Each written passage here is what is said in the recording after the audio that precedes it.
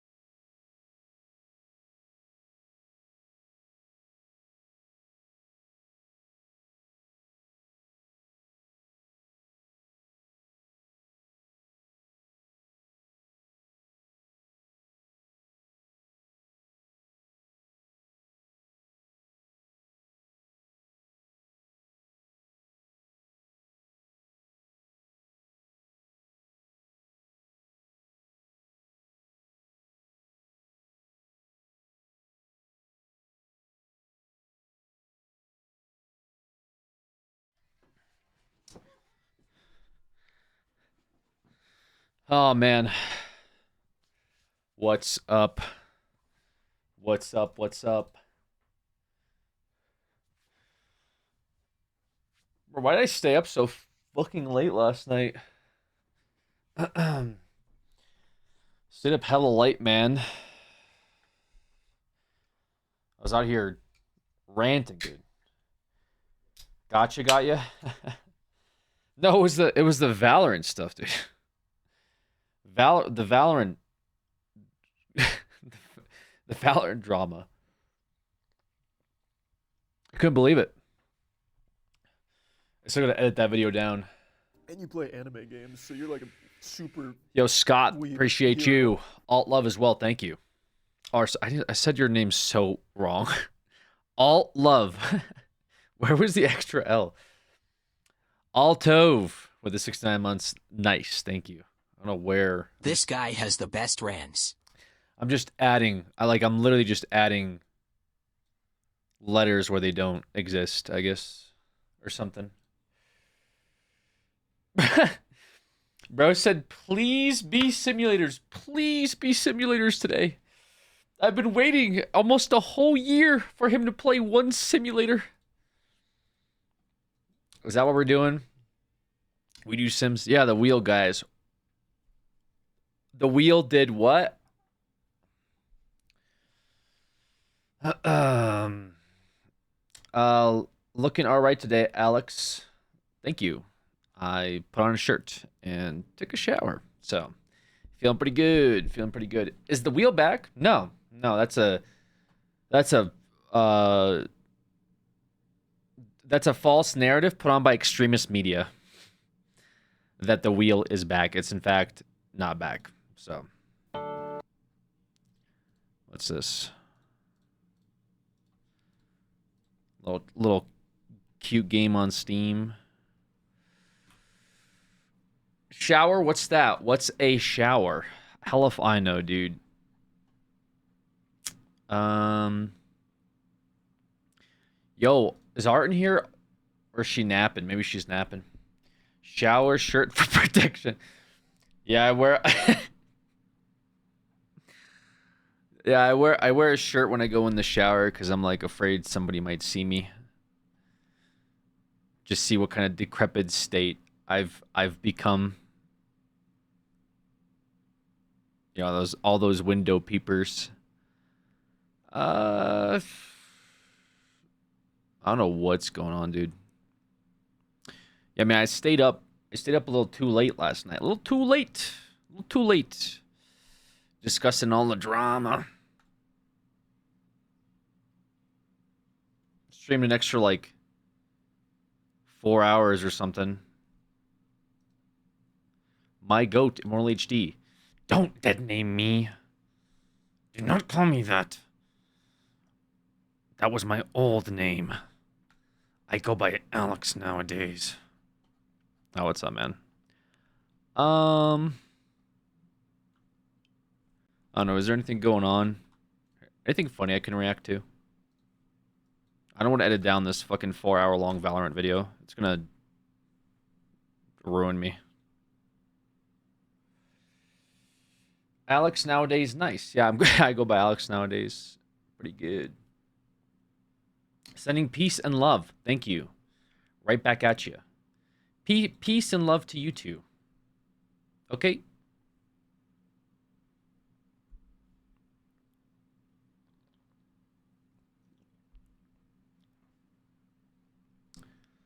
Um.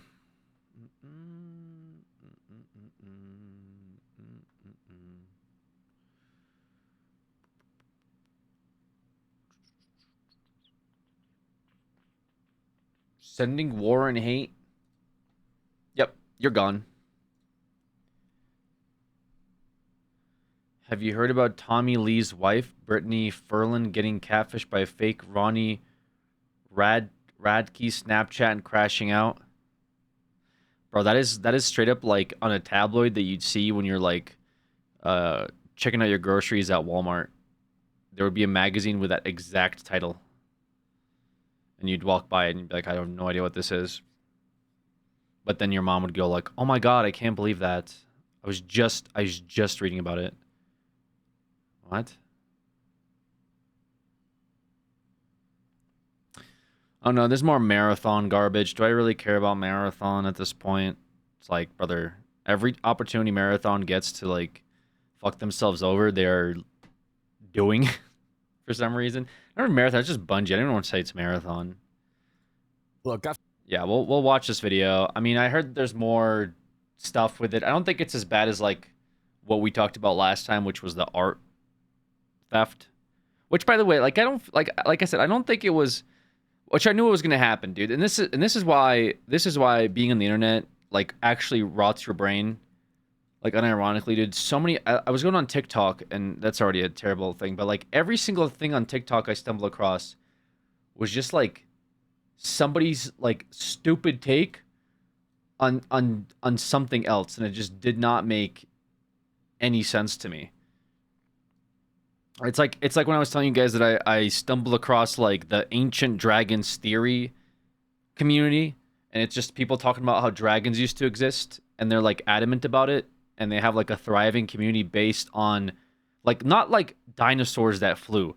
No, like they legitimately think that scientists have discovered dragons, they found their bones and skeleton remains, and they're just covering it up. And then the follow-up question to that would be, well, why is the science community as a whole doing it? Duh, they profit off of it.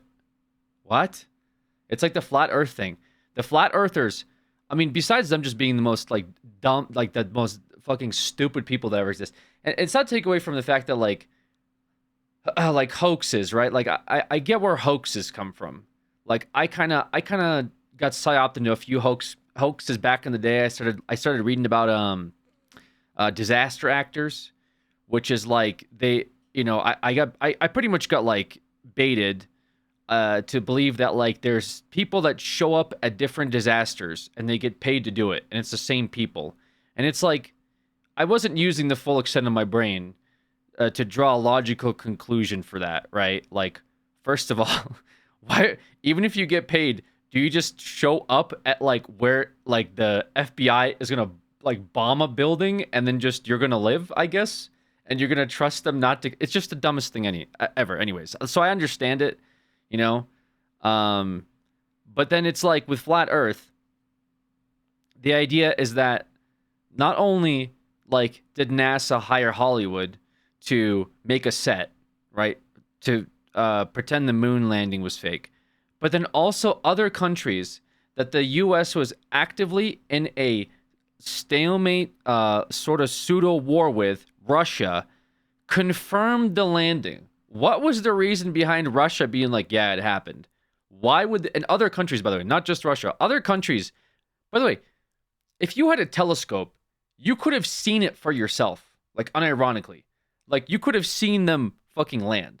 Granted, 60s and not everyone had access to a telescope, I guess, but it was like documented by other countries. But then you ask, like, okay, so why did all of these countries pretend that the U.S.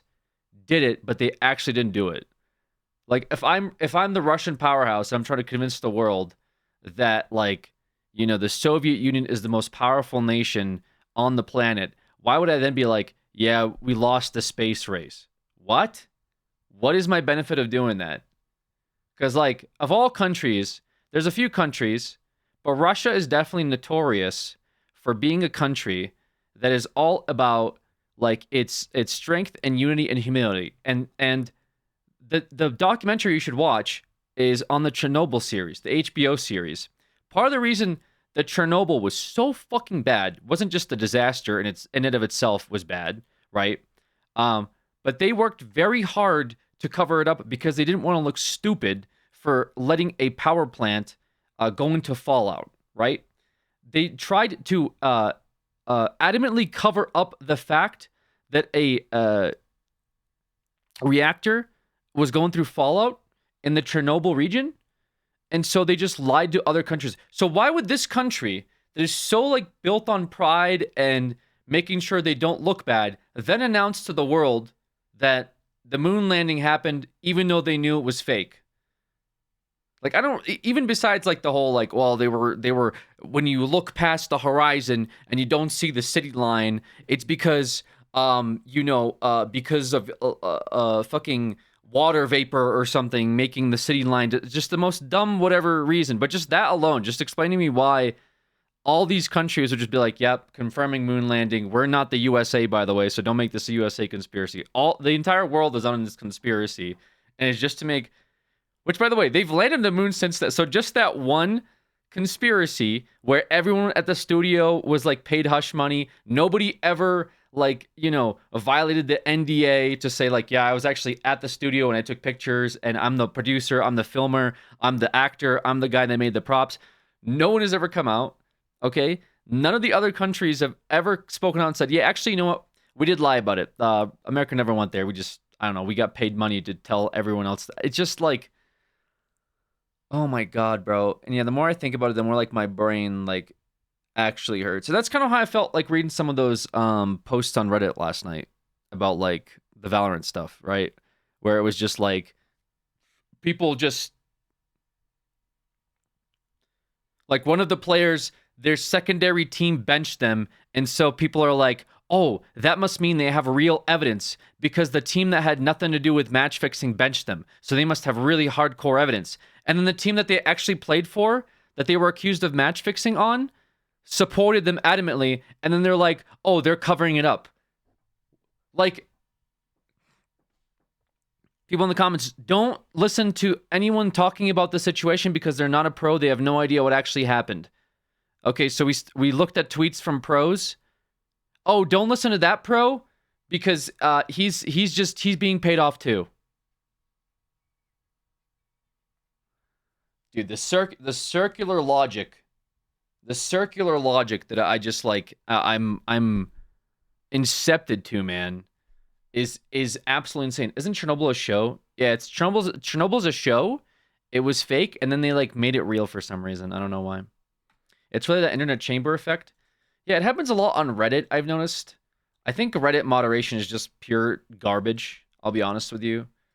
I I don't know what they did to Reddit, but it's just like a giant like hive mind echo chamber where they're all trying to get like updates, and they'll just literally lie. They will literally lie on fucking Reddit for the sake of updates. And anyone that goes against like the updated lie, they just downdude, right? It doesn't matter if it's the truth or not. It's like, well, you can't say the opposite of the updated thing because that makes you seem like a contrarian, or you must have the wrong opinion because you're going against the updated thing. It's just like the most fucking, like, no one actually critically thinks for like a minute. They're very quick to like just jump the gun on everything and anything possible and have like zero amount of critical thought. Being paid off, did they have to take taxes out of that? I don't fucking know, dude. I have no idea. Oh man. Am I doing this wrong? Oh, you're trying to give people points. Oh man. To be fair, it's always been that way. The Boston Bomber Reddit situation is a peak of that. Yeah, and that's, I mean, I started kind of falling into a bit of the Boston Bomber hoax, and I think it's a result of like Facebook. I literally was psyoped into Facebook, and then like I started doing a little bit of critical thought, and where I realized like how stupid what I thought was going on sounded, right? Like the CIA paid this kid to go and bomb this race, and then he ran away, and then he hid in like some guy's boat in the backyard. It's just like the amount of hurdles you have to jump through versus just calling it what it is, which is it was a crazy person, right?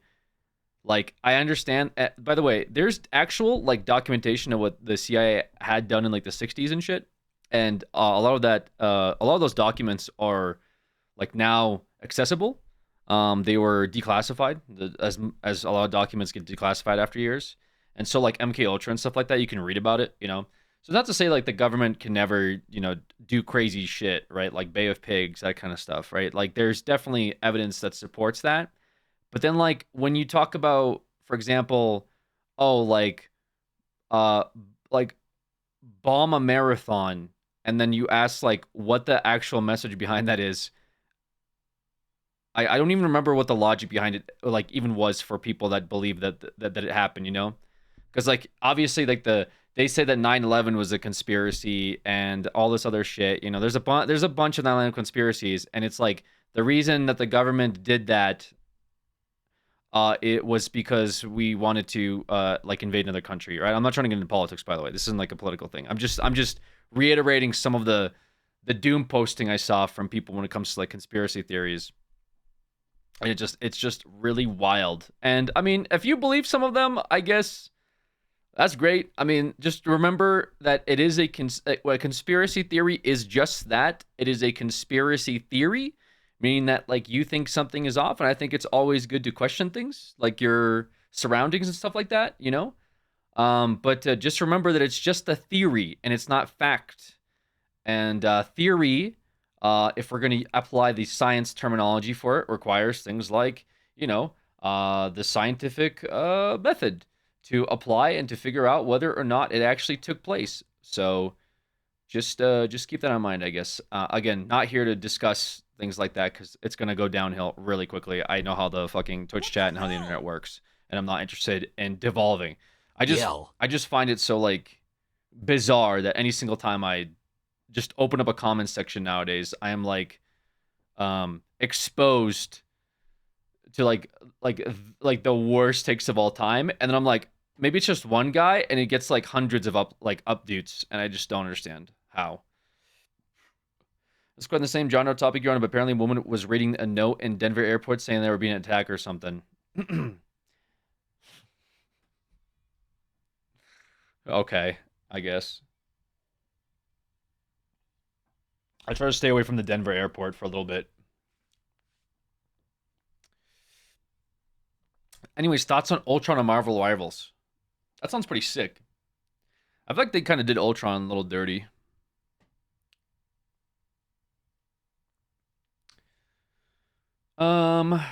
Looking glossy today. Do I look glossy? Gloss check.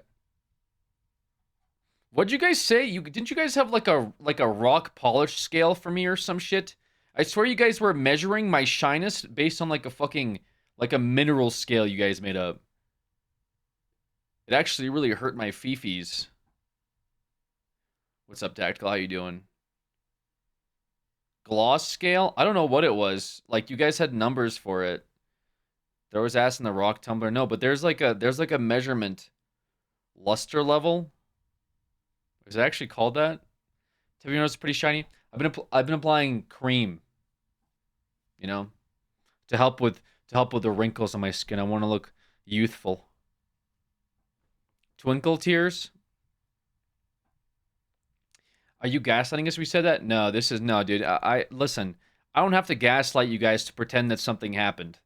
Okay? There's been 10 years of this shit.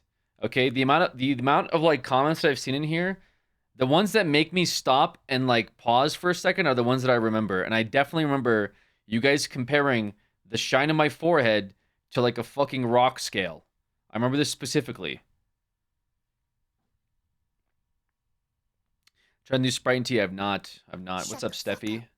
I think you dreamed this. Oh my god. Looking hydrated today. Smiley face.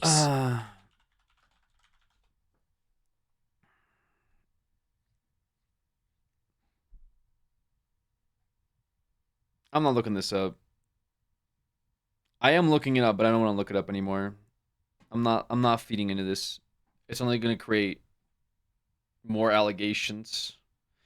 Pulling out the receipts. No, I mean it was from a long time ago. It's probably from like the original Unhinged chatters. Okay. Oily equals healthy? No. It wasn't oily equals healthy. It was like literally the VOD would be deleted anyways. True, actually, true. VOD deleted. All right. We'll watch this. What is this? On the topic of skincare, I bought an eye cream with placenta proteins in it.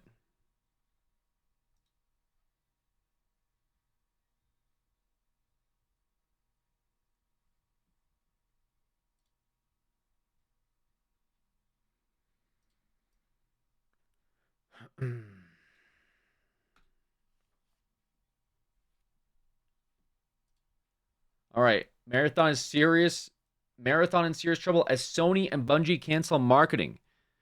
Delay likely. Look, I've covered a lot of failed lives. Dude, I want those shelves, man. I like that stuff. I like the anime shelves, man. Also, what's with like the YouTube plaque on the floor? I feel like that's a new meta. You put your like YouTube plaque on the floor. Who the hell do you think I am? Mine doesn't look like that. I like the slab one better though. Mine's like in a 68 months of little glass reaction box. content.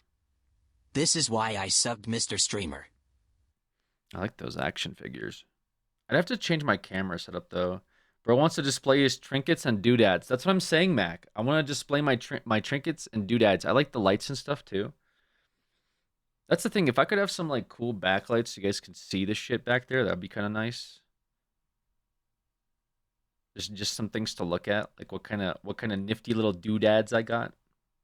Services in my channel over the years, and I'm telling you, Marathon is following this trend just beat by beat. And unless there's a major overhaul or a major change of plans, I don't foresee Thank you, this PGH. game Appreciate you. really garnering a level of success that will allow it to be a long-term live service.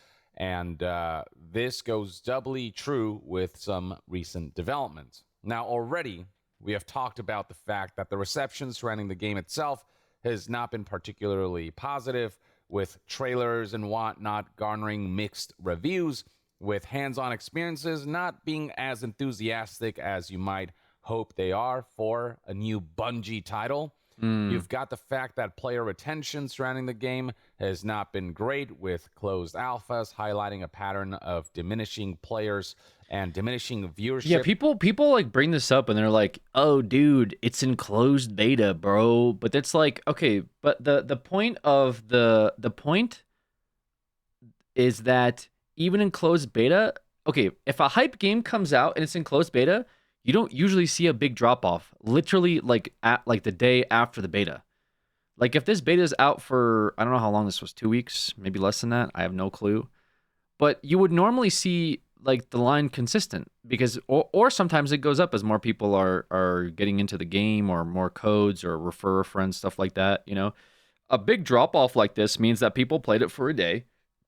Okay, they literally played it for a day and then they said, yeah, okay, I think I'm good. And then they literally started playing something else. So it is not a good indicator. It is actually kind of concerning, I think, for Bungie. Like, why was there such a huge drop off? Literally, like there's maybe 3 days into the beta, right? Or no, this is 2 days. I guess it launched on the 23rd. It looks like 23rd it launched, and then on the 25th, it lost more than half of the people that were playing.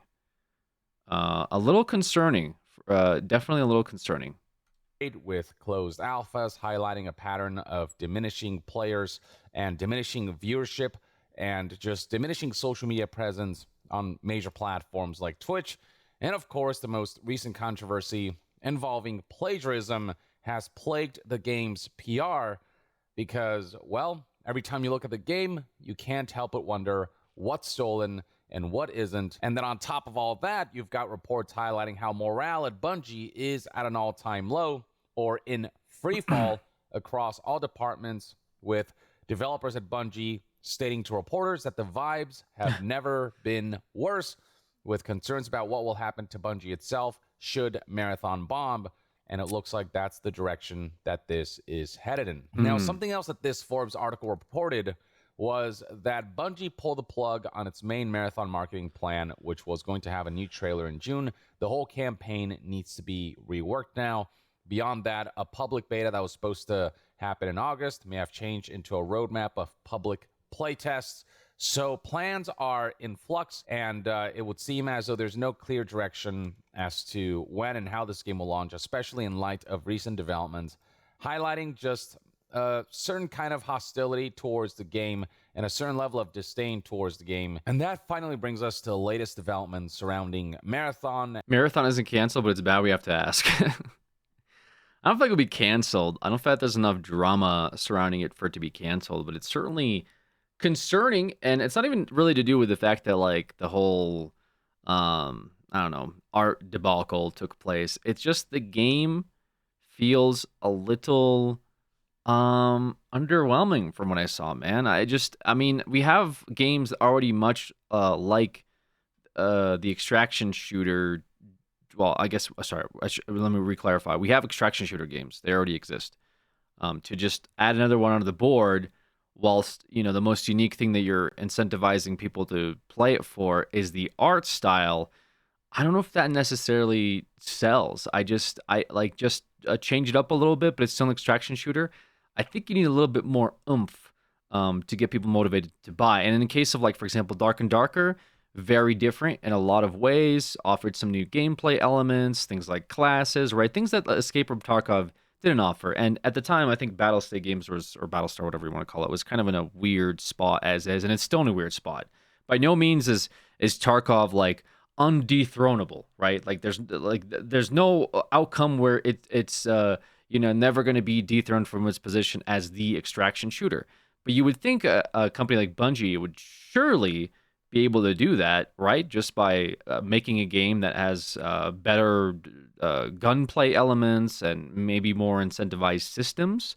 But from what I saw, it literally just looks like a lot of other games. They have the same, looting that you see with like Apex Legends.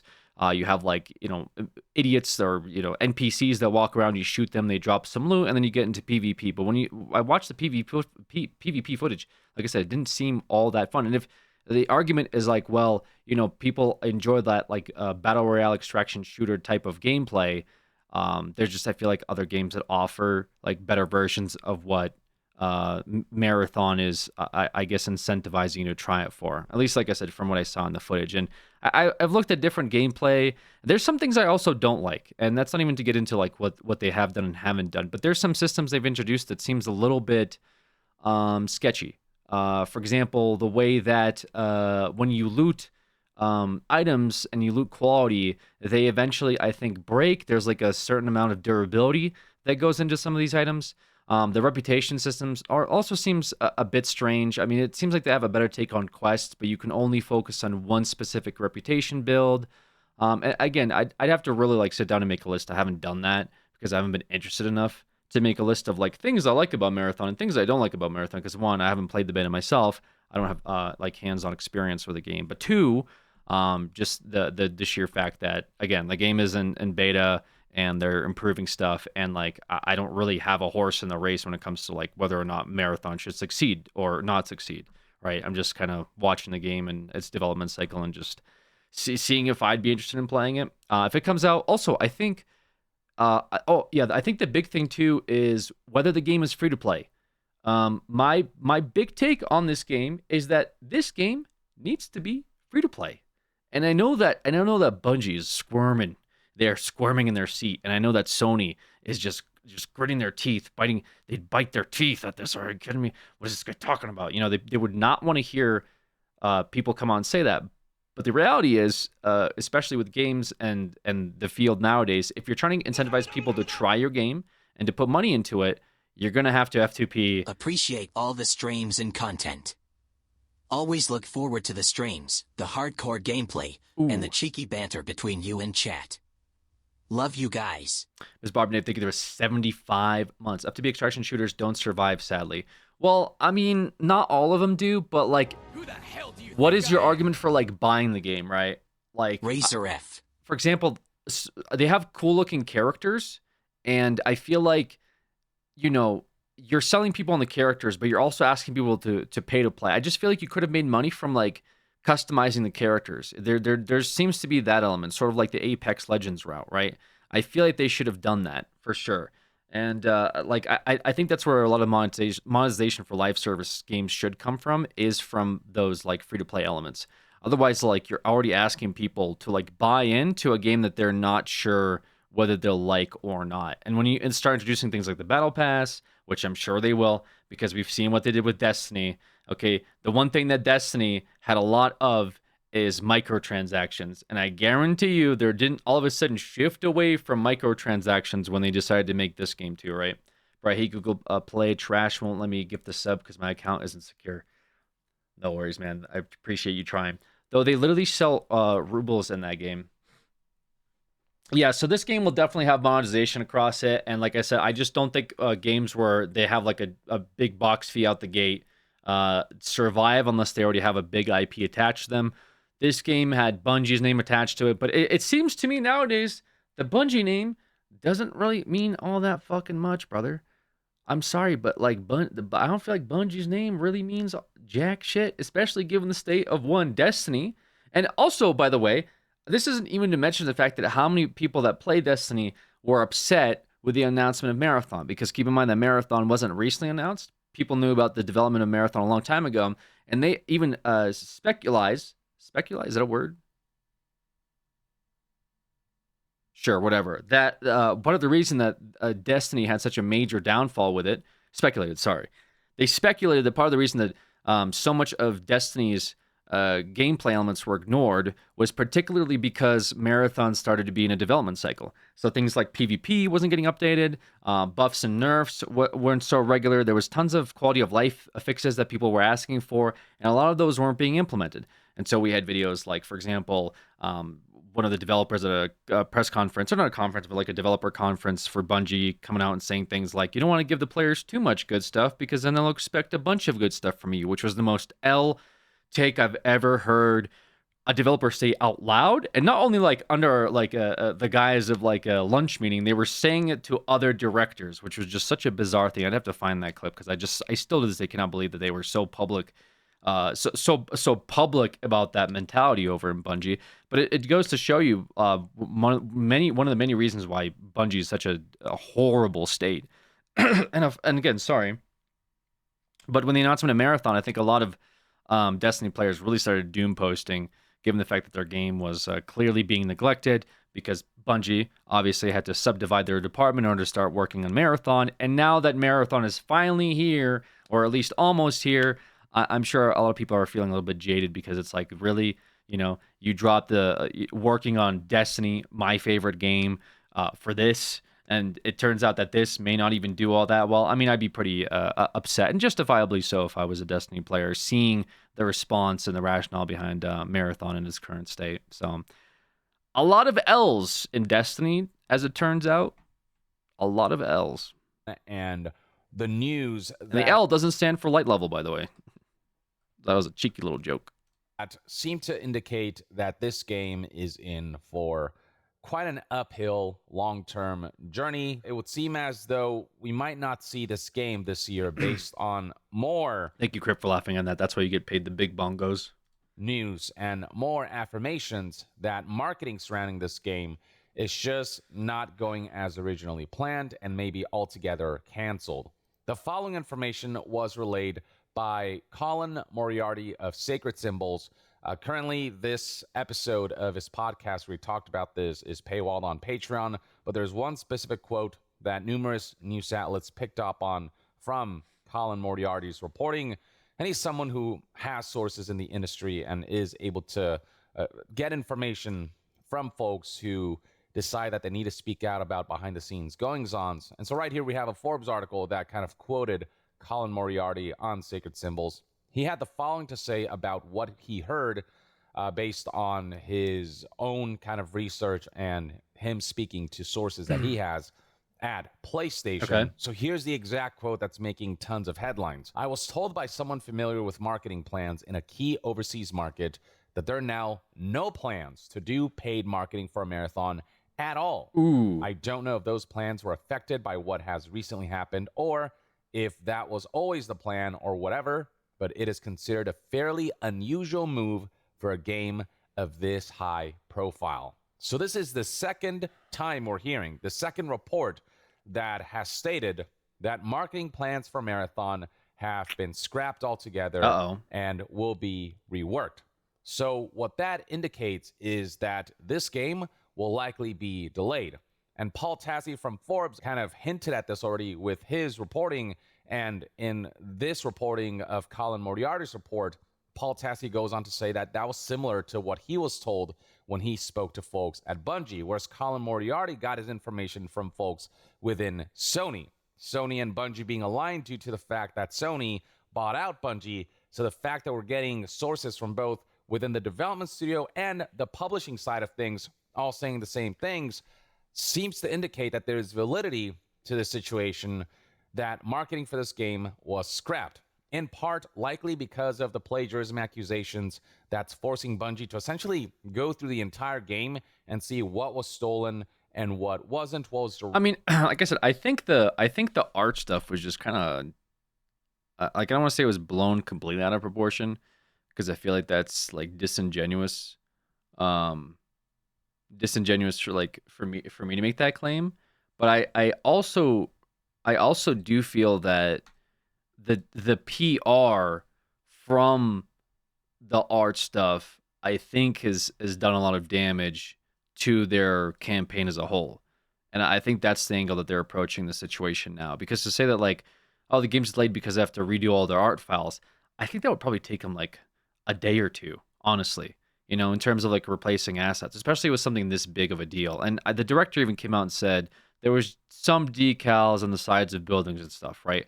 I feel like that stuff will be easily taken out and like replaced like fairly quickly, you know, especially if the boss is pissed about it, he'll just make the entire art department focus on something like that.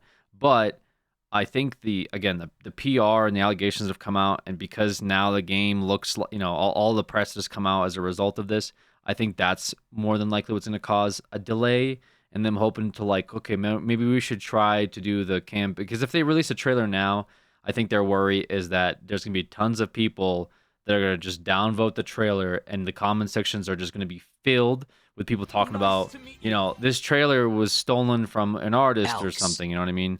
I could definitely see that happening, and them trying to just avoid like bad publicity and putting out a trailer, and then like it just gets downvoted to shit, because first impressions are like really important, right?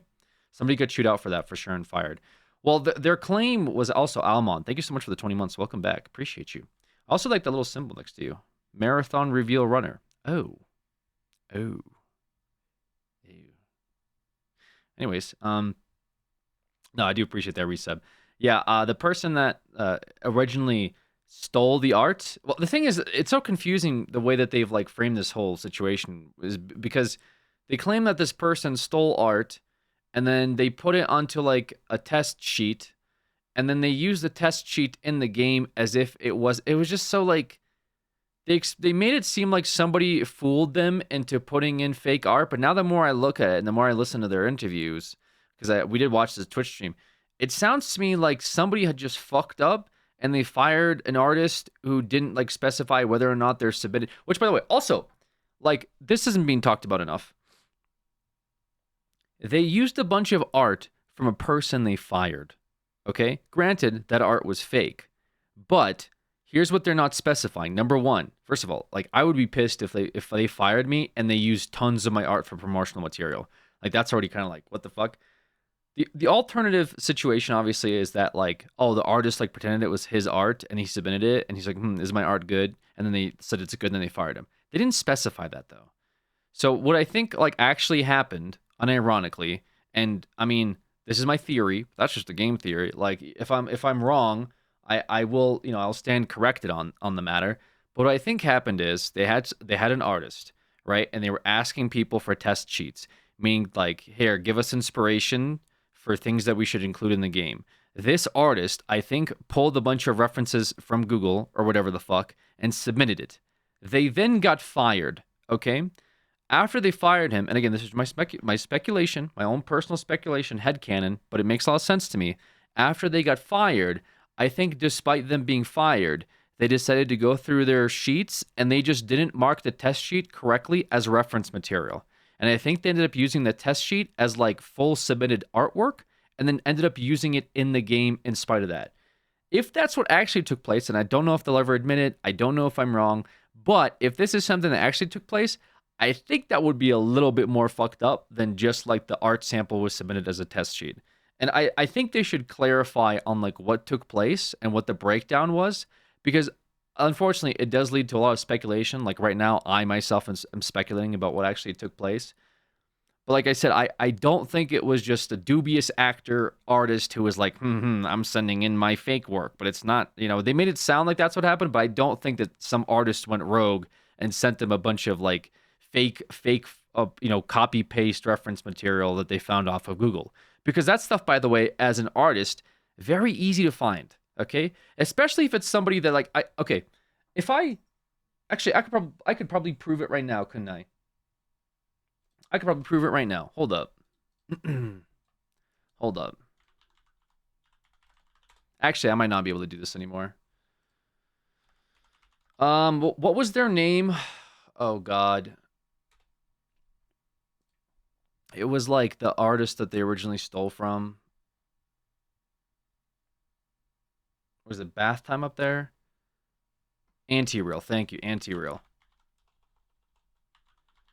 Okay. I don't know if I can find...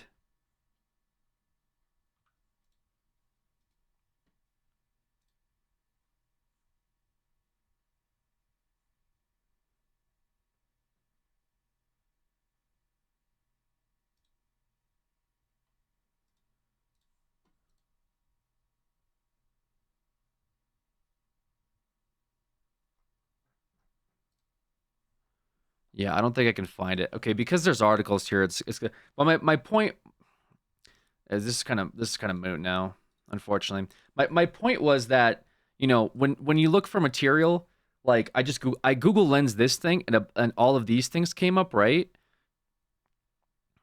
And unfortunately now when you Google Lens this particular piece, it's just tons of people replying to it.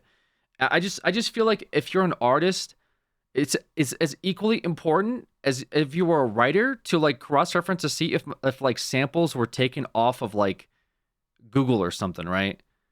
Like it's so easy to like plagiarize like word and art that I don't see how they couldn't possibly find this person's work. But unfortunately now when you try to Google Lens, like artwork, this particular art piece, it's all just leading back to different articles and stuff like that. So I can't do it now, but I'd be very surprised if they didn't Google Lens it the first time, which makes me feel like that what likely happened was that they just they just incorrectly categorized their test sheets, and they ended up using artwork that was reference material that they categorized as like fully done vector images, and then they put them in the game without like verifying them, which causes it's other concerns. It's like a breakdown in communication.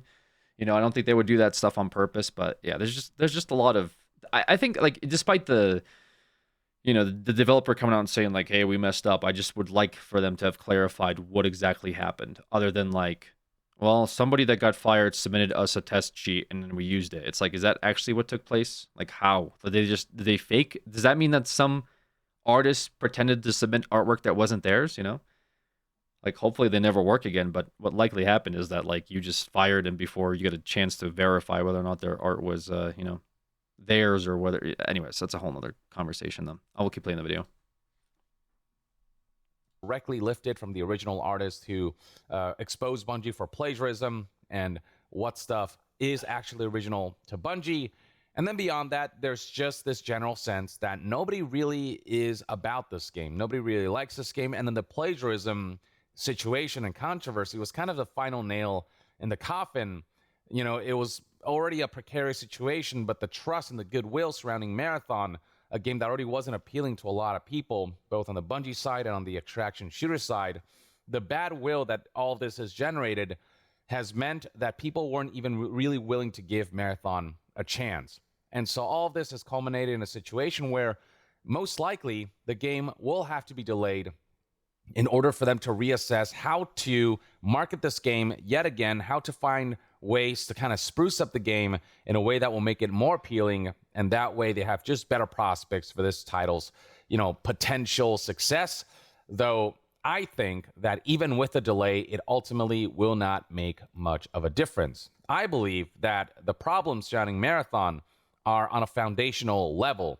The plagiarism stuff, that only added fuel to the fire. But I just think that unless they make a different type of game altogether, this game really doesn't have a whole lot in terms of a chance for success. What its skeleton is that they're building everything else around, that is the thing that is just not appealing to a whole lot of people. And then you look at the art style, the one thing that people are like, that's kind of unique and appealing, and turns out that elements of that were taken from artists who did not contribute to the game and who did not give permission for Bungie to use their assets. And you've got a situation where now no aspect of the game ultimately appeals to really anyone. And I want to highlight another situation, another live service that saw myriad delays. Suicide Squad Kill the Justice League. This was coming from Rocksteady, a very celebrated studio, right? Who created the Batman Arkham trilogy. And this is a game that initially had some kind of hype around it, and then people learned that it was a live service.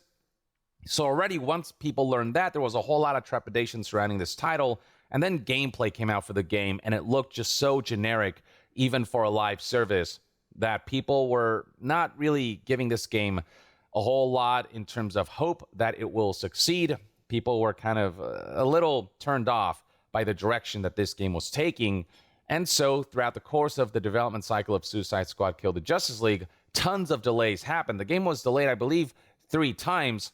And, they used that time to polish things up. But what ultimately launched was a live service that felt really kind of incomplete.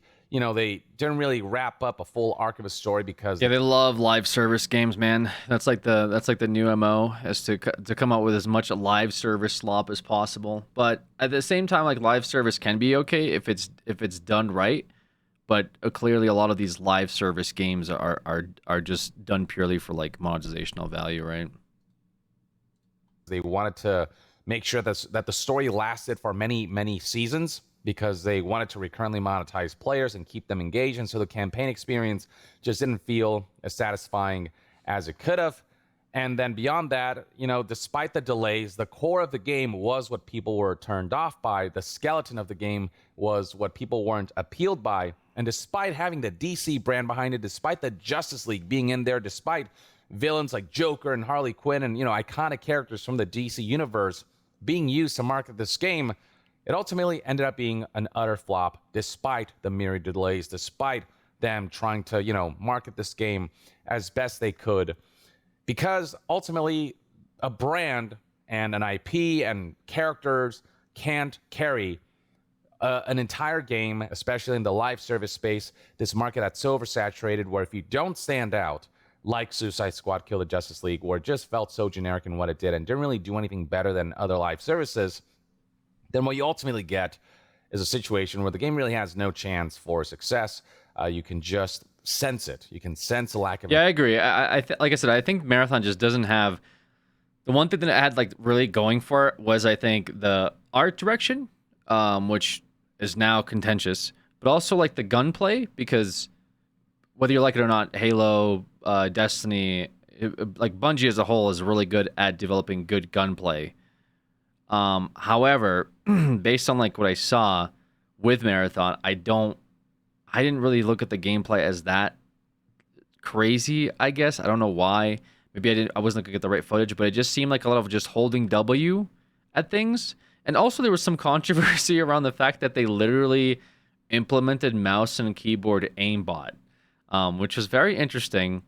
But for some reason, Marathon developers, they came out with for those that don't know, nowadays, controller aim lock is pretty common. If you play like cross-play, games like Fortnite, games like Call of Duty has a feature where it's, when you're aiming at somebody, there's an aim assist. And it's getting more aggressive nowadays, but they do it because they want console players to be able to compete with mouse and keyboard players.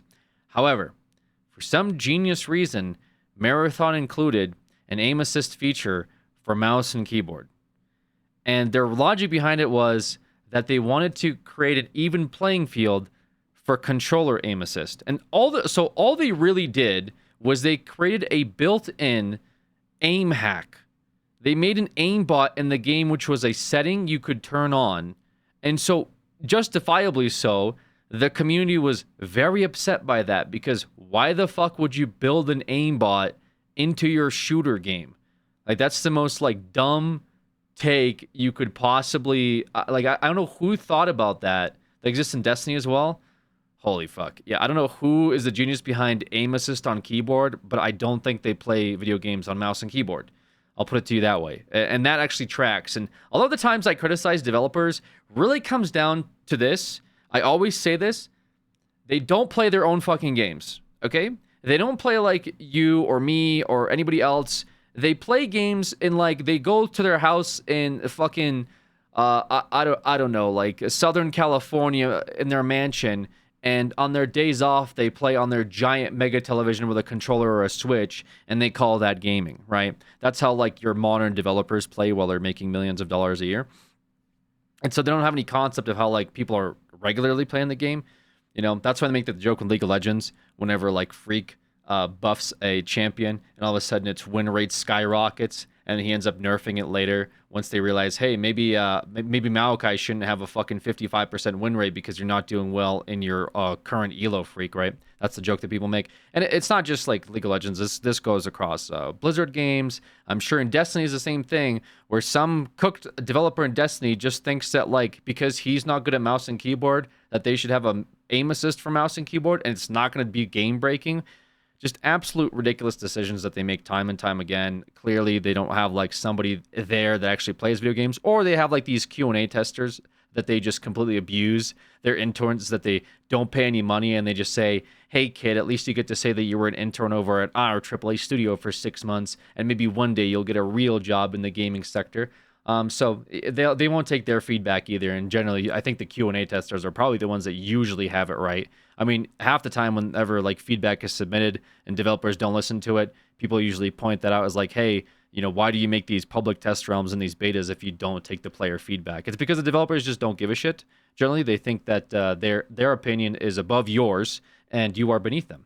So that's why they don't take this stuff. So anyways, yeah, the mouse and keyboard thing, that was one of their other issues too. And it's a shooter game. And if it's like you're trying to make a competitive shooter, it doesn't matter how glossy you make the turd look, it's still a turd at the end of the day, right? So in Marathon's case, the game does look very pretty, but if the gameplay doesn't feel fun and the gunplay is lacking and some of the systems that they create aren't fun to interact with, then the game will just suffer as a whole. Enthusiasm surrounding a game like this, and it feels like Marathon is going through a similar journey. Sure, they can delay it, But Marathon is still just Marathon. It is still that extraction shooter that doesn't really get extraction shooter right, or it doesn't have the bones and the meat to make it as appealing as something like Tarkov or as Hunt Showdown, which have become sort of de facto games in this genre that Marathon is trying to break into. I think it's almost sad though. The examples he listed was Tarkov, which is made by do you call Russian developers Eastern devs? I don't even know at this point. Whatever. Or actually, are they Ukrainian? Is Battlestar Ukrainian? Now I think about it. Let me look this up.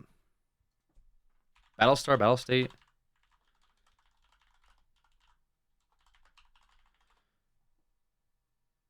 Battlestate.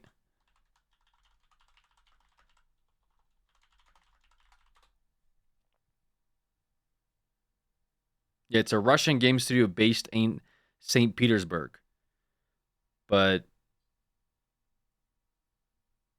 something about the UK. Anyways, I don't know what to call them. I guess you call them Eastern devs because they're east of the US. I don't know. Either way, the point is you're competing with a development studio from Russia, right? And then you're all like, which to Russia's like credit, we've had games like we've had games over the years that have come out from, I don't know, I actually was gonna say Russia, but like now I think about it, I don't know what games have come out from Russia, but we'll leave that aside. But then you also have like Hunt Showdown. Your competition so far is two, we'll say, not very known development studios, and you as a AAA company that's a subsector of Sony is having a hard time. Stalker, I believe, was a Ukrainian studio. Correct me if I'm wrong, but I think that's one of the reasons that Stalker was delayed was because of the war. But nevertheless, so you have your competition predominantly is from two not like giga-backed game development studios for a genre that you're trying to break into. And we'll just say not steal because, I don't like to use the word steal. A lot of successful games over the decades that we've had games have borrowed, uniquely borrowed, Blizzard being a huge borrower of game mechanics and making them their own. But it's never a bad thing to do that because I think it just incentivizes innovation and such. But you're essentially trying to co-opt the genre that you had no business in. And you've taken off resources from your current game, Destiny, to work on this. And you're having a hard time breaching into this genre, I think is a little... I don't want to use the word embarrassing because that sounds like I'm being mean. But you can't compete against Tarkov, which just recently announced like a fucking another collector's edition that they're charging people an arm and a leg for, and Hunt Showdown, which when I think the game is doing better now, but when it originally came out, it was in a terrible optimization state, and you as backed by Sony Studio cannot figure out how to incentivize people to play your game. And the most players that you can get to try out is a peak of 6,000 that quickly fell off. So there's a lot of concerns here. Definitely a lot of major concerns. This to me, I mean, why even extraction shooters? I don't understand that part of the conversation. Who cooked up the idea of, what if we bring Marathon back? But then we just make an extraction. Like, who's the genius behind extraction shooter? Because I don't feel like extraction shooters as a whole is like a super popular genre, right? Like, if they come out with a Marathon Fall Guys, I would at least understand it to some degree, or like a Marathon Among Us. But like, we're talking about extraction shooters, which is kind of like already sort of an independent niche genre. And the reason I say it's niche is because extraction shooters generally invite the more hardcore subsector of gamers, people that want to PvP, generally speaking, and they like the high risk, high reward sort of threshold in their gameplay. And that's totally fine, but it doesn't really attract, I think, the people that their audience would normally attract, which is just like casual players. How many like gamer dads are getting off work and hopping on Destiny? You know what I mean? Probably a good amount. I've seen a lot of like middle-aged people, I'll say, really be into like some of the stuff that Bungie puts out when it comes to Destiny, and I don't even know really what else they've cooked. But I think with this, we overcooked a little bit because I think you could have sold people on the premise of like this being a casual shooter, but trying to sell them on this being an extraction one is, I think, a very tough sell. And I wish they maybe did a bit more marketing research before they try to jump into this genre in particular. It's an interesting one. I'll give them that. I wouldn't expect them to make an extraction shooter by any means, especially to turn one of their IPs, into it. But if they went, for example, with like a single player game, I think they would have had more success, I guess, as opposed to making it what it is now in its current state. Could be wrong though, bro. I'm stressing on trying to get you a sub, Alex. Bought digital Google Play cards to say.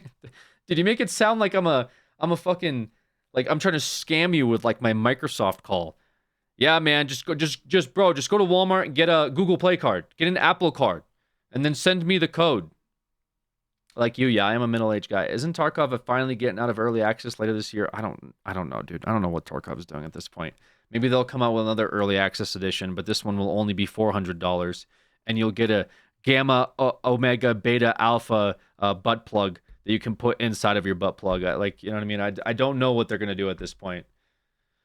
Marathon just seemed kind of bare bones extraction shooter with a weird art style. And I think the art style was like a good selling point for people. Like I said, I thought the art style was cool. Their trailer that they had obviously like incentivized a lot of people to like, maybe check out their websites and such. I think I saw a lot of posts about like this character. So people were definitely feeling it, right?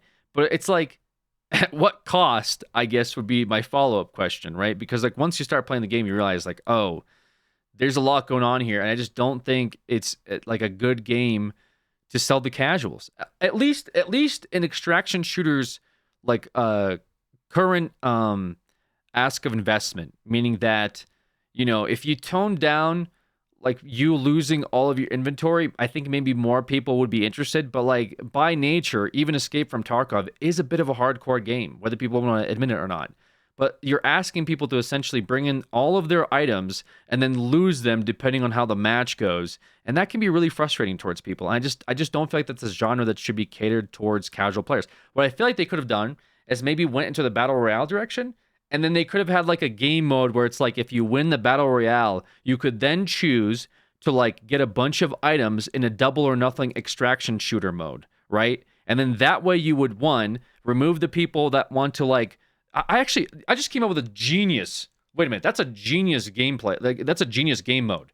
You just do the normal match that everyone's already doing with Call of Duty and Fortnite, but then at the end of it, people will definitely want to take like the Red Gate in Dark and Darker, where you could have the people like in an all-out like extraction shooter mode, and that way, even if you don't do well in the Battle Royale, maybe there's like a portal or something in the Battle Royale version where you could take a portal and then you go into the extraction shooter game mode, and then you could test and see how well that does. But just, I guess, coming out with just this is extraction shooter period, I think is going to turn a lot of people away, unfortunately, from just the premise alone of the game. But yeah, write that down. Somebody write that down. Battle Royale with the sort of like a Division. Remember the Dark Zone? They called it the Red Zone, Dark Zone. I forget what the fuck it was called. But in Division, you essentially had like a PvE map, but then you could opt in to like their PvP zone, and it was like more rewarding, right? And I think that way, yes, like casual people could have fun, and they don't feel pressured to like jump into a game and lose all their items, but then they want to work towards going into the PvP zone and making it like fun, right? Like I think this game could have done that. And that's one of the reasons I like Dark and Darker. I thought Dark and Darker did that really well. Unfortunately, they kind of like changed it. I don't like the way it is now, particularly. I don't like that when you spawn into Dark and Darker now, you're like in level 1, and then like if someone's chasing you, you just haul ass down like a set of stairs. Like I feel like that's a bit silly. So I kind of wish that they stuck to the portals, because I like the portals system a little bit more. They still have that for like other levels, but that's beside the point. I don't want to really like rant about Dark and Darker. I'm so happy you used Division as an example. That game deserves more shout out mention. There was like issues with Division though too. I'm not gonna completely give it a pass, because the Division, especially Division 2, definitely had a lot of issues, especially in its own personal development cycle. Shout out Ubisoft, by the way. Huge shout out. Big shout out Ubisoft. Let's do it again. They wrecked the matchmaking of Dark and Darker. Yeah, they did a lot with Dark and Darker, which is just very, I think, frustrating for a lot of people. Call of Duty's Extraction game mode flopped with its audience a few years back.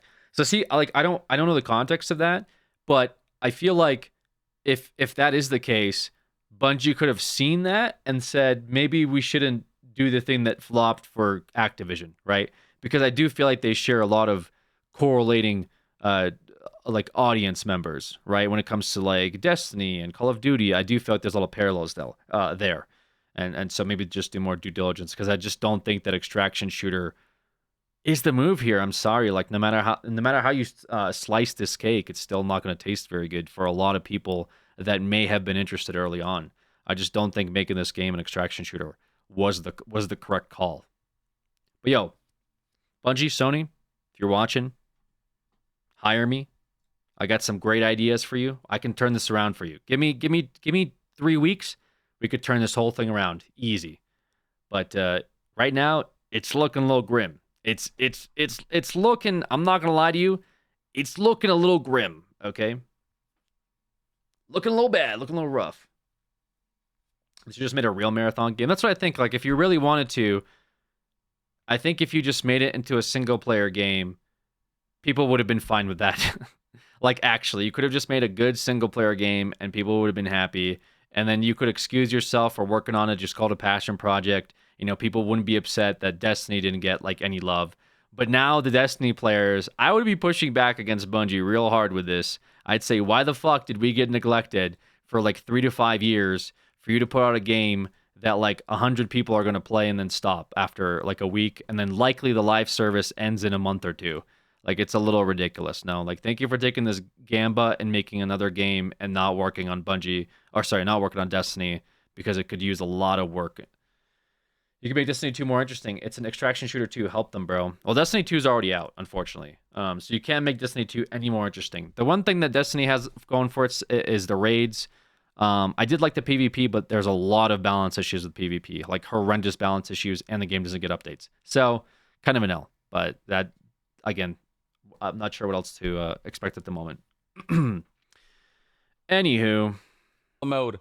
No species of aliens that people Yeah, no proximity chat. A little crazy. No solo queue. What? Wait, is this real? What? You can play solo, but it'll put you up against teams of 3. Oh my god.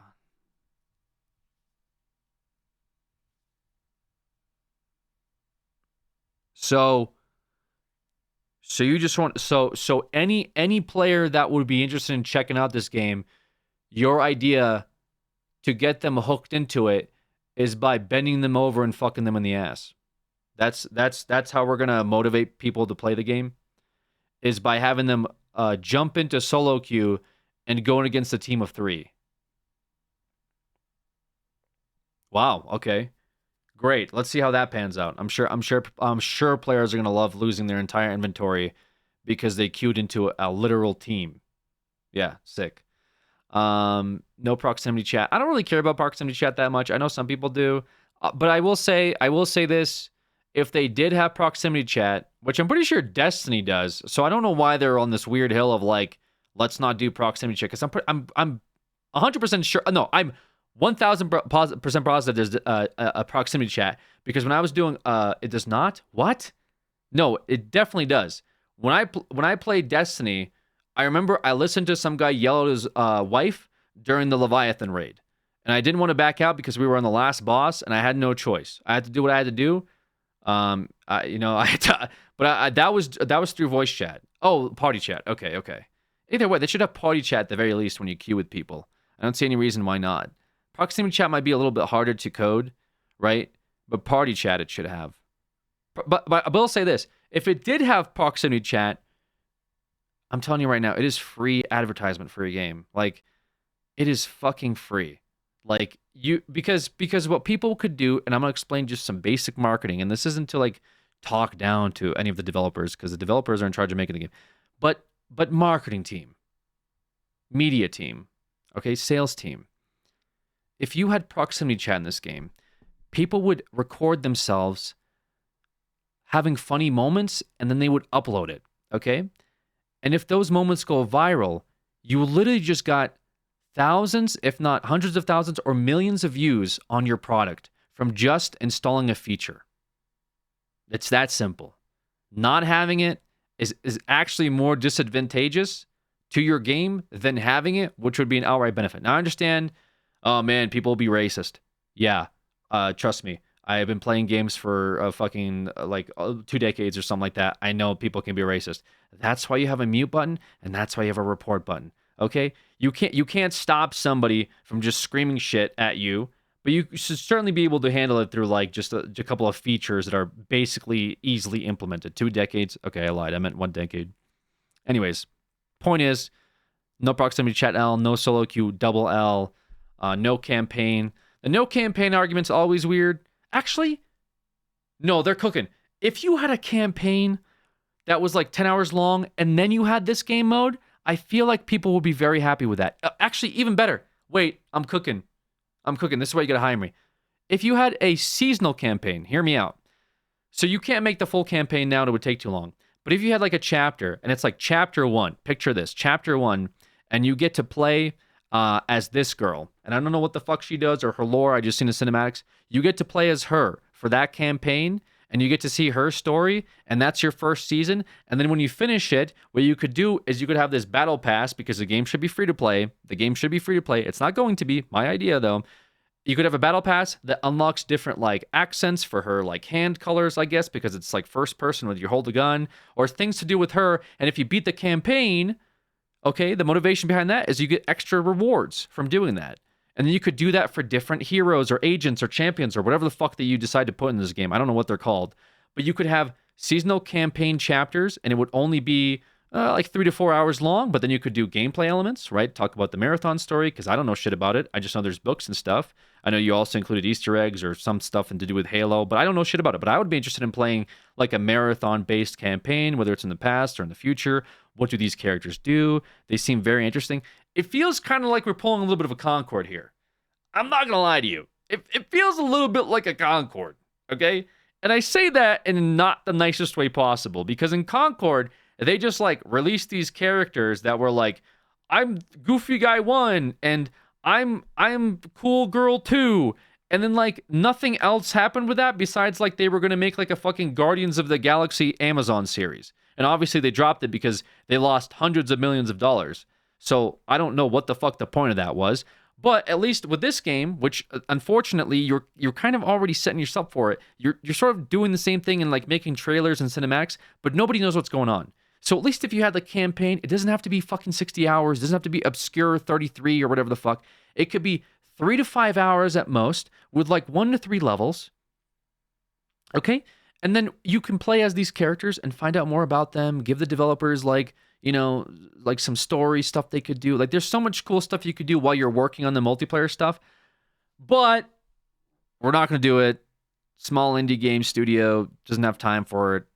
Steal some poor guy's, poor girl, poor guy's art.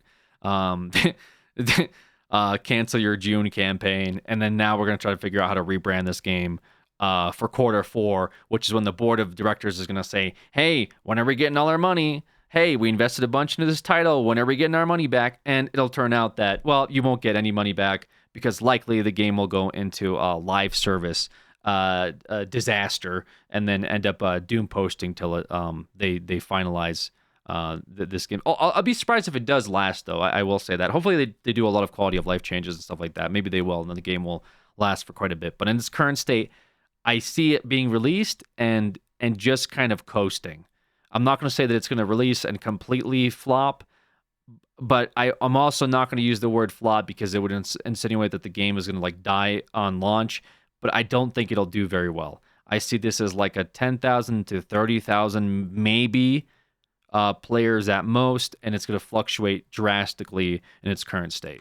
And some of the stuff that I talked about implementing would actually not be that hard to do. Obviously, you'll have to pay developers to do that, which, shocker, I think Sony has money. And it might take a little bit of time, but like a 3 to 4 hour campaign, they can't bust that out, you know?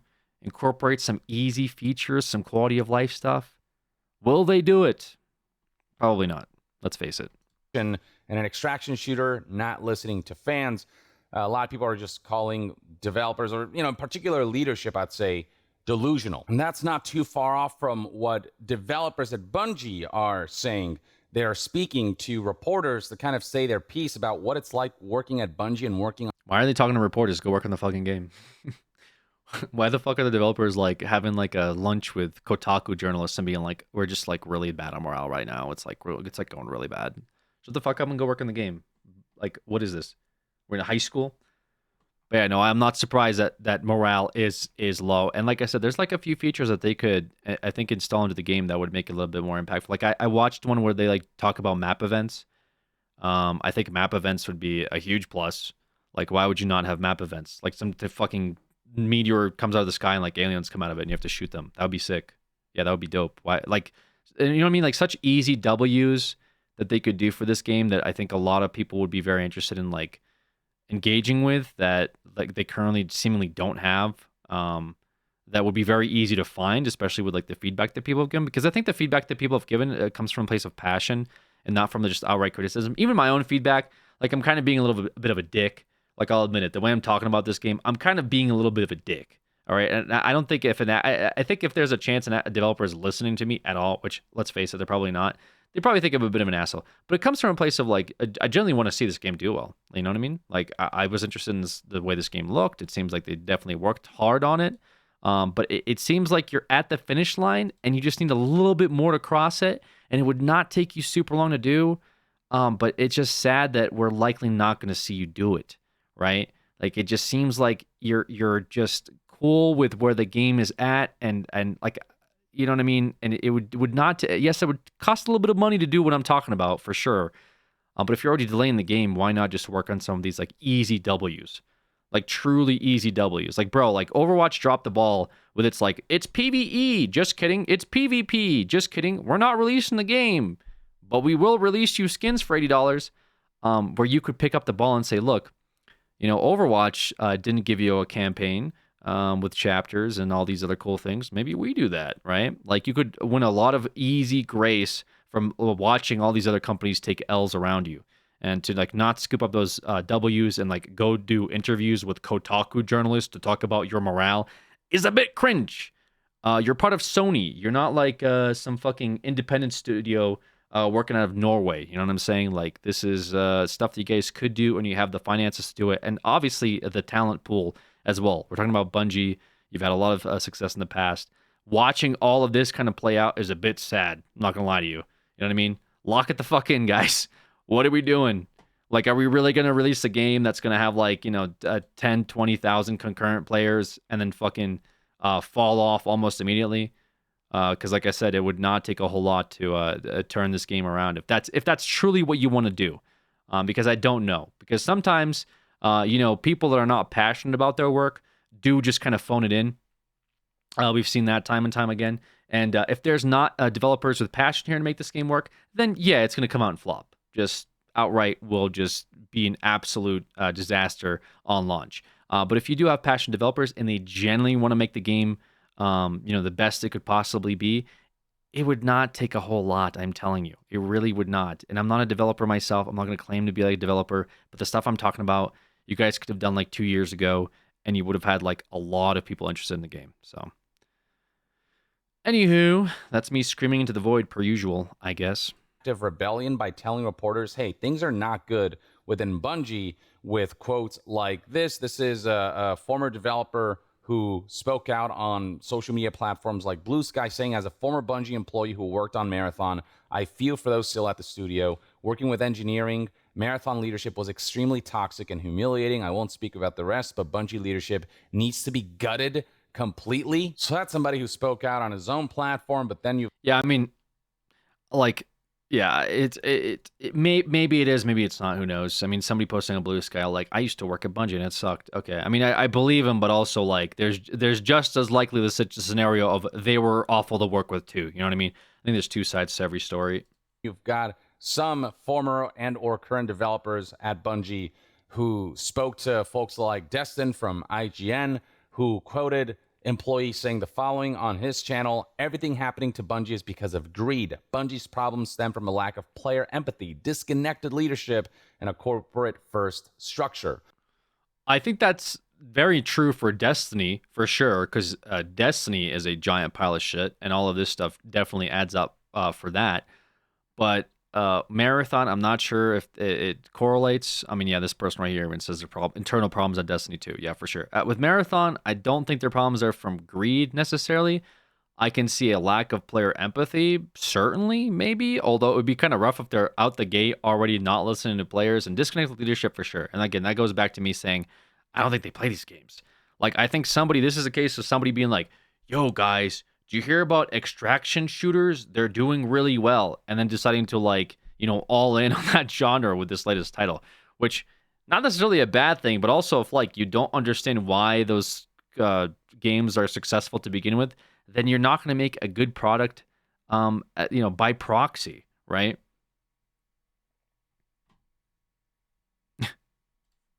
Internal language shifted from studio, games, and players to company, product, and customers during the Sony acquisition. The fact that you've got folks like Paul Tassi being told by developers that feedback that was being relayed to leadership as far back as 5 years ago went unheard and often ignored, or the fact that you've got Destin being told that Bungie feels like a cool kids club where you either agreed with leadership or were put on a list, berated publicly, and told your ideas didn't matter, with one ex-employee saying if they didn't think of it, it wasn't worth doing, so on and so forth. Yeah, I could see that.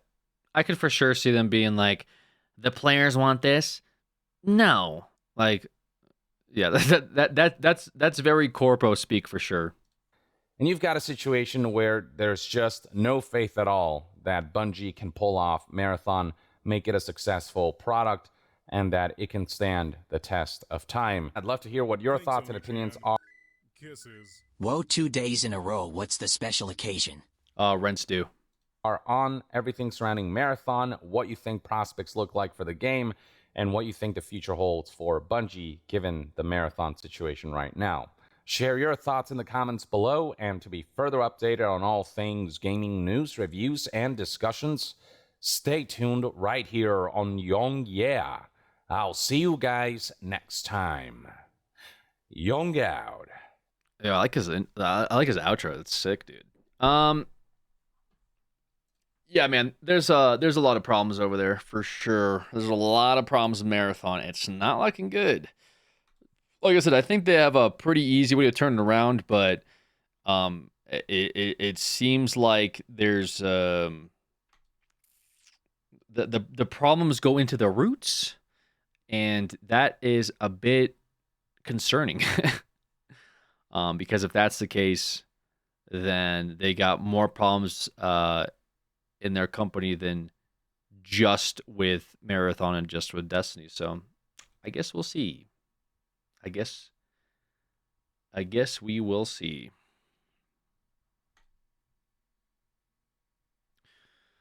All right. Can we have a cringe fist, OG? Like.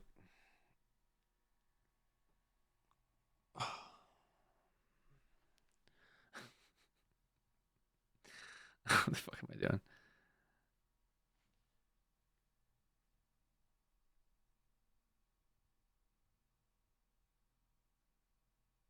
Okay, don't watch a follow up on this, like the Sean Garris drama. You're like the Hasanabi of a gaming world.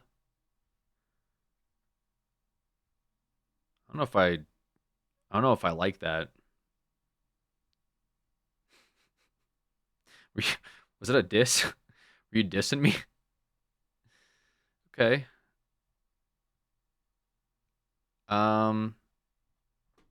Anything else? Do I have anything else?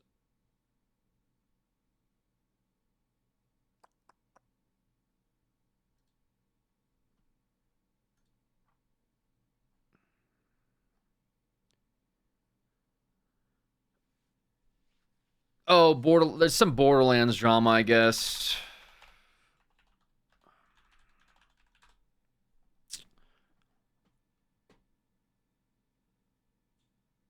You might have to hire an editor, man. I'm like, unironically, I might have to hire somebody to fucking. Do you lose in their porn USB at the Ran Fest? Allegedly.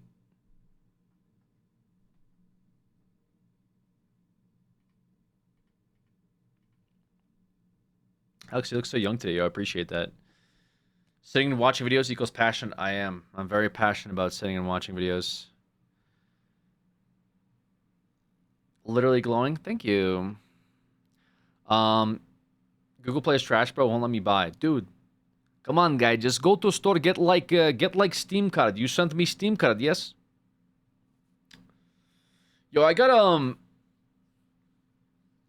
I'm getting reached out for these gambling websites, guys. I might fuck around and take one, man. I might have to do it. Okay? No, not like gaming sponsors. They're like case websites. I don't know, man. I was debating about it, but I'm likely not going to do it. I'm likely not going to do it, unfortunately. You know, I've held this position for like a very long period of time.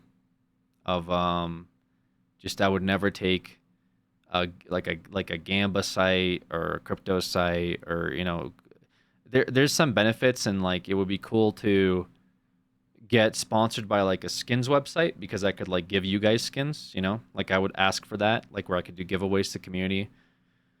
But unfortunately, like no matter also how I slice it, it would still be me like promoting gambling. And it's like funny when you guys watch me lose money on crates, right? And stuff like that. I think you guys enjoy it, but it just doesn't feel right. Like if I was doing a case opening, or if I even gambled, it would be like on my own volition, right? But like being paid to do that, just I don't know, it doesn't sit right with me, man. I don't know. So, like I said, I'm starting to get reached out because we're playing like Counter-Strike again, and I guess that's the move. If you're like a content creator playing Counter-Strike, like you'll have different websites like asking you like, yo, we'll give you skins if you showcase our website. And it's like, that sounds dope on paper, but I just feel like at the end of the day, like when I turn the stream off, I just would not feel good about myself, Just remember you're on the news to expose CS. Yeah, and I was in the news for like, and even the news thing was me doing it on my own volition too. That's the fucked up part. Like I wasn't sponsored, I wasn't paid. Like they tried to pay me a lot of money to take those sponsorships, and I never felt like right about it, Nowadays it's like I do get people that are like, yo, do a case opening, yo, you can open up some cases today. And it's like, it would be good content for sure. Like I would enjoy the content, and it would be cool to like give skins out to you guys. But unfortunately, with that, we'd probably have like banners, and I'd probably have to do segments on stream. Like, this is the blah, blah, blah website segment, guys. Make sure to deposit upwards of $10 and you'll get like referral. You know what I'm saying? I have to do all that. And it just would not, I don't know. I just would not feel right about it. The sponsors that I do usually do are like ones that I feel okay with. Like, when I do game sponsors, it's like games that I would play, games that I would buy by myself and play offline. And I haven't done one of those in a while too, right? Like Honey. Yeah, I started hearing about the Honey thing. I had no idea about the Honey stuff. I used Honey myself, to be quite clear with you, and there was a bunch of Honey fallout that took place a little bit ago. But but by the way, it wasn't just Honey. We did tons of sponsorships, mind you. It was like HelloFresh. Yeah, we had a bunch of stuff, and a lot of those sponsorships were also to fund the production of Couch Hop. Like, keep in mind that at that period of time when we were taking sponsorships, Couch Hop was like not making any money on YouTube. Like, and we had people to pay. We had a warehouse in Los Angeles, which, as you can imagine, not very cheap to run a production out of Los Angeles, right? And so the sponsorships was purely to keep the quality of the content going, to make sure that we were, we were putting out our best, was the idea. And unfortunately, taking sponsorships is part of it, right? It wasn't to like line our pockets up with more money because we're greedy. Because keep in mind, the first year of Couch Hop, like some of us weren't even getting paid. And by some of us, I mean like myself and James, right? I talked about that. I don't like talk about it too much because then people start to like reminisce too hard. But yeah, it was never about the money. So the sponsorships, even as like the honey thing came out, I know people were like, giving us shit for the honey stuff, but it's like it wasn't to make money and like to buy a Lamborghini. It was purely because we were demonetized so hardcore that the only way we could sustain really pushing out the same quality content was to take sponsorships, and they were very good. The sponsors we got were good, and obviously merch sales helped a lot too. But yeah, we did lose a lot of money from just YouTube revenue in general. I still wear MeUndies because of you guys. Yeah, MeUndies were dope. I liked MeUndies. I had a lot of MeUndies. I enjoyed MeUndies. Like I said, the stuff that we did get sponsored by, like those games that got sponsored by, I played. There was tons of products I used. Like even with this, I wouldn't want to put out like I said, I wouldn't want to put out like content for you guys that I just felt wasn't ethical. And the weird part about that is, like, I was thinking about it like early today. I was doing a little bit of editing. Like, I just don't feel like people really give a shit. Does that make sense? Because I see so many people on betting websites and like obviously like backing crypto things that it doesn't really seem like people really care. So I don't really know why I personally care. You know what I mean? Like, I generally feel like if I came on here and was like, guys, I got sponsored by a skins website, let's do some gambling, I feel like most of you would be like, hell yeah. I feel like a lot of people in here would be like, this is sick. Like, let's win big, Unk. And I feel like maybe one or two people would be like, oh, that's a little weird. You know what I mean? So I don't know why I personally care. You know what I mean? But like, even if that's the case, and I know I could get some banger videos out and stuff like that, I just feel like at the end of the day, I'd be like, damn, I did promote like a website to people, and I would feel bad if, like, because of me, they went on the website and they lost a bunch of money. You know what I mean? Like, if someone in here, because of me, went on a website and like lost a lot of their like crypto or their skins, their inventories, because it's very easy to fall into this stuff. It's very like I get suckered into it all the time. I have to like really hold myself back, when it comes to gambling. I enjoy it, but I do get bad with it sometimes, and I have to really hold myself back. So if I'm showing some constraint, I can't imagine like being somebody that doesn't like have the ability to do that, and I would feel awful if because of me they lost their entire Counter-Strike inventory, or like maybe they had a bunch of crypto saved up and they got drunk and they lost it, So have to trust your audience to know the risks. Yeah, I know, and that's like the mature take, but it's also like people do get influenced, right, very easily. And if they see me winning a bunch and I'm like, oh my god, I just won fucking $10,000, like it's very easy to be like, oh man, maybe I could do it too, right? That's how I would imagine it. Good guy, Alex. See, I'm not trying to toot my own horn. This isn't like a guys, I'm a humble guy segment of my stream. It's just more like I guess I'm kind of opening up about my thought process today, because I've been reached out a couple times and I've just kind of looked at the emails and I'm like it would be good, but then yeah, it would also kind of not feel ethically right. So anywho, I lose $7 a month subscribing to this channel. Hey, it's worth it though, isn't it? Anywho, do I want to watch this? Money would be nice, but said you wouldn't feel very good. It's not even, honestly, it's not even about the money. Like, I'm not like, guys, I want some more money. It would purely be for content. Like, I would purely just want an inventory to like gamble with for content, and again to like give away to people like you. So people like raffles and stuff like that would be kind of cool to do. At the moment, I don't have like hundreds of dollars to pour into like skins like I used to, but like I said, it's always fun to do like case openings and stuff like that, and like giveaways and whatever would be cool too. So it's not even like I want like an extra bag, I wouldn't want to get like paid more or something like that. I'm chilling at the moment. I was just purely thinking about that. So, well, Alex Goldenark right now, we got YouTube videos coming out. He streams way more than Mantis. It's a good year. It's a good year. Yeah, we just came out with another video. Banger video today. Banger video about the Nikki drama. I'm sure people are really going to be hyped about me talking about a gacha game for I'm gonna say a gacha game for girls. I'm sure my core audience is gonna be all hyped about it. They're gonna be like, "Yo, this is sick, Alex. I can't wait to hear your take on the new exclusive dress up game gacha game, and see what all your takes are." If they exclusively just give you skins, I don't know if they would. You could say that the giveaway is sponsored by sponsor site. I don't know if that would do, or if you would have to gamble. That's true too. Maybe you're right, Jib. Maybe I should think about it. But even then, it's just kind of like the issue though is like whenever there's like crypto stuff, like crypto websites, they always got something, man. You know what I mean? That's the issue, and I wouldn't want to get like wrapped up into like someone earlier mentioned CoffeeZilla video or something like that. You know what I mean? Like being on the Australian news was enough for me. Are you teasing a Stella? Are you just a Stellar Blade streaming? Are you teasing a Stellar Blade streaming? Stellar Blade. I like the PC. I mean the game. I don't really play like a game. Like usually when the games come on a console, I'll play them on console, but I don't usually like play them again on the PC or anything like that. The danger of anime thighs. Dude, I was cracking up because I was editing the video again and the fucking somebody's comment about like what did they say? Like God, what did they say? Like forever prisoned gooner or something like that, dude. I was like cracking up again. or like no, it was an enslaved gooner moment. That's what it was. Enslaved gooner moment really fucked me up. Because of the people that were like in debt because they got like a bunch of free pulls from like a bug and then the bug got patched and so they lost a bunch of their currency. So they owed a bunch of currency and so they had negative currency. And somebody put like enslaved gooner debt and I just like lost it, brother. I was like, what the fuck, man? Anyways, yeah, the Infinity Nikki situation is crazy. So yeah, that video just came out. I'll probably have to edit down the Valorant one.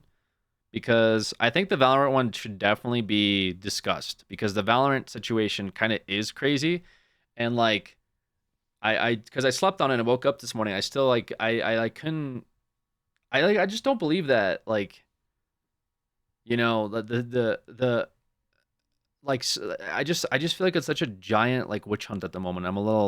Like I have issues with that because I feel like my issue with it is more so that the people that are being called out for match fixing are not like tier 1 professionals. They're literally like part of tier 2 teams. And I feel like those are the types of people that get impacted the most, you know, like players with like a couple hundred Twitter followers, you know, are not going to really be able to like stick up for themselves.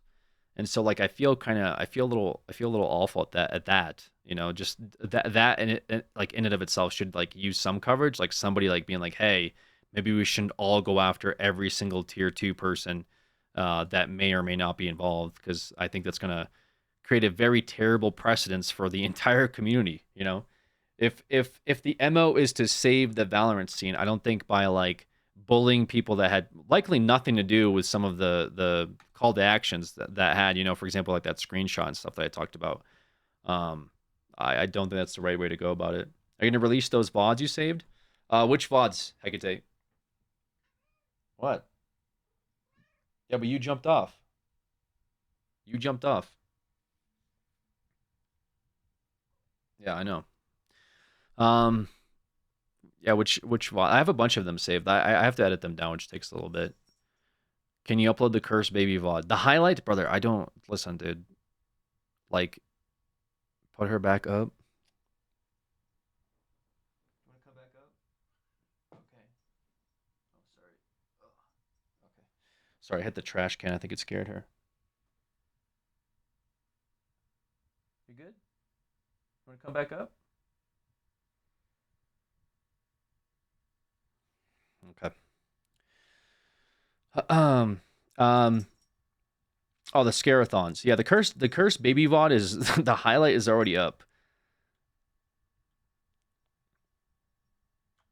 I like how your video uploads are like game ranks. You're like Falcon a little bit. Yo, I don't like what you've compared me to Hassan, and then now you're comparing me to Falcon from game ranks.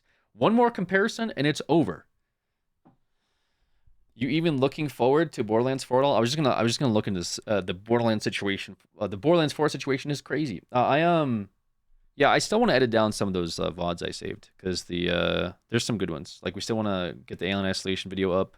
That would be good, and also the what do you call it? Not Curse Baby. Oh, Amnesia Bunker. Soma as well. People have talked about Soma. No, I'm not getting fucking Zookosis up, guys. Zookosis is not gonna be a video.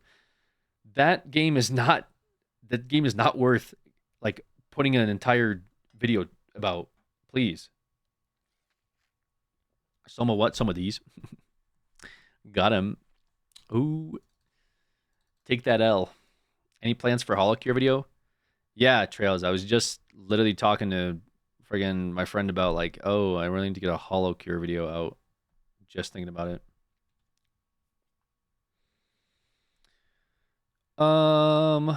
What's going on with BL4? Basically, people are complaining about the price tag, and like the Medieval Times guy came out and said, "Yo, if you're a real fan, you'd buy it." So that's the drama, basically. But I was looking forward to this game, to some degree. Dude, you can come up. You're so lazy. She just wants the attention. How much is it? It's $80.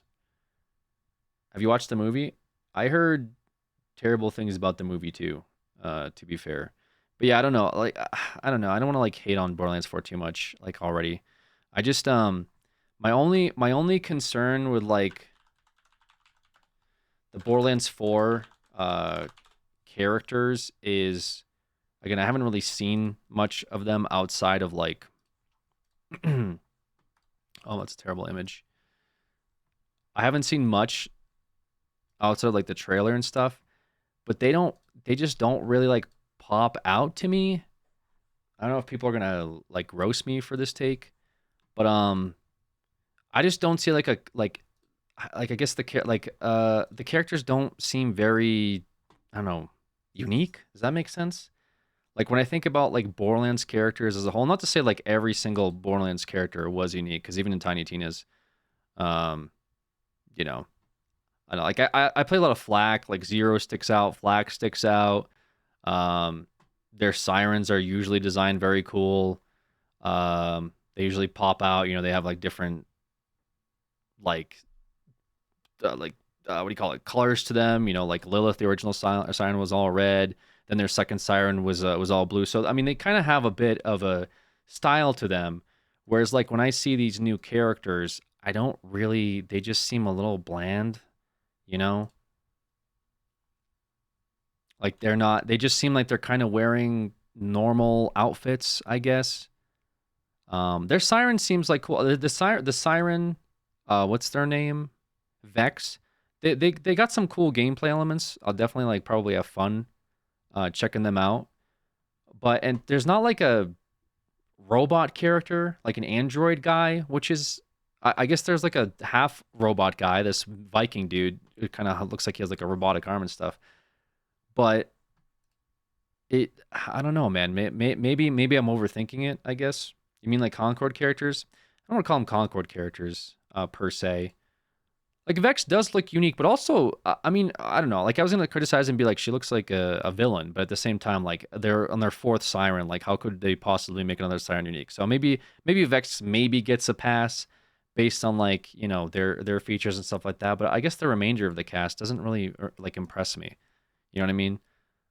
I also would have been cool if her hair was like pink and neon and purpley and like sparkly and shit, right? I think it's just like their hairstyles. They just kind of seem like they walked out of like a Abercrombie and Fitch or something. I'm just not like really a big fan of that. I like the futuristic sort of, I'm not going to say that like even these characters, because these characters I believe are from, not all of them maybe are from the previous game. Are they from Borderlands 3? I think Flak was my only like, I liked Flak. I thought Flak was cool. Wait for Battle Pass. Yeah, maybe once they get like styles introduced, but like Zero I thought was really awesome, right? Like I'm a big fan of Zero. I thought Zero was one of the coolest characters that they had. I was also a big fan of Lilith. I love Lilith. That's why I was so pissed at Borderlands 3. Like unironically. I was so mad at what they did in Borderlands 3. I'm not going to spoil it for you guys, but what a fucking disaster. This character seems cool. I think this is from 4, right? I'll check out more about the Borderlands situation, I guess. Yeah, I like the modified gun stuff too that they're doing. That seems unique. Oh, it's that Zero is cool. Yeah, I enjoyed Flak. Some of his builds were a little cringe, but they were trying out some different stuff in 3. I liked how you could play it. I think Claptrap was playable at some point. I forget which one of the Borderlands DLCs. Yeah, this is fucking awful. 4 characters who should be. This has got to be rage bait. 4 characters should be playable in next Borderlands. Yeah, this is rage bait. Yeah, this is 100% rage bait. I'm not even clicking this article. You're gonna put this character as, yeah, that's fucking 100% rage bait. I think this is 2. Yeah, Mordecai was cool. I forget what this siren was called. I didn't really play her. That was pre-BL2. Okay. Yeah, Maya. Yeah, I liked Maya.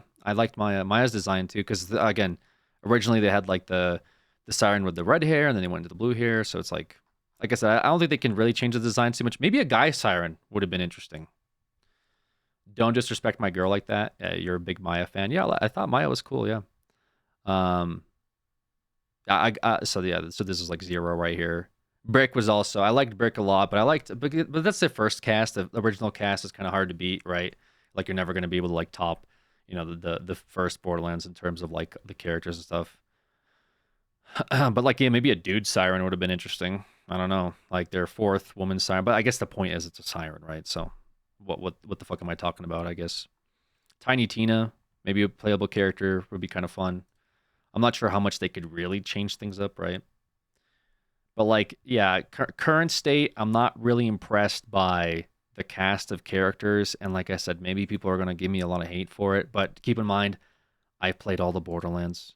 I'm a big enjoyer of Borderlands. This is just my Borderlands take. I don't have like, there's nothing I'm shilling for here with my first impression. If the game succeeds, great. If it doesn't succeed, it doesn't matter. I'll still play it, right? I played all of the Borderlands 3 DLCs, games that people didn't even fucking hear about, like the Handsome Jack DLCs, Mad Moxies, all of them I played, the Armory, all the bad ones, I played them all. I like the Wedding one. The Wedding one was actually a lot of fun. I forget which DLC that was called, but that one was really sick. That had a really good story. But yeah, even Tina's, by the way, my stream for Tina's Wonderland, my first stream, I sat here for 8 fucking hours. And the game I couldn't play because I was trying to play with my friends, and multiplayer was down. For 8 hours, I sat on stream looking at the fucking multiplayer screen, and I didn't even play the game. At the end of the stream, my friend said, "All right, bro, I guess I'll catch you later." And I said, "All right, man, have a good night. Maybe we'll play this tomorrow." That was my tiny Wonderland experience, okay? So I'm not coming at this as like some type of fucking shill being like, "I can't believe there's a woman in my game," or some bullshit take. I just want to clarify this, because I have seen the articles where people are like, "You can't not like this character because that makes you seem like a fucking asshole." And it's like, brother, I'm just giving you my take.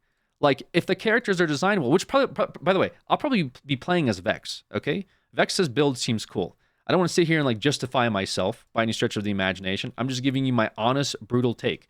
I don't know if the women are designed well. I don't know if the guys are designed well. That's it. I just maybe wish that maybe they had a fucking robot in here. Maybe they had a fucking claptrap. I'm talking about like a playable microwave, by the way. That's a hill that I'm loosely dying on. And I'm not even dying on the hill, but like I'm getting shot on the hill and I'm like limping on the hill. I'm like limping on the hill. I have a fucking bullet wound in my thigh, and I'm going, man, it would be kind of sick if I played as a microwave for a little bit in this game, right? Like, I'm not going to die on this hill, but I'm just saying a playable microwave would be kind of sick.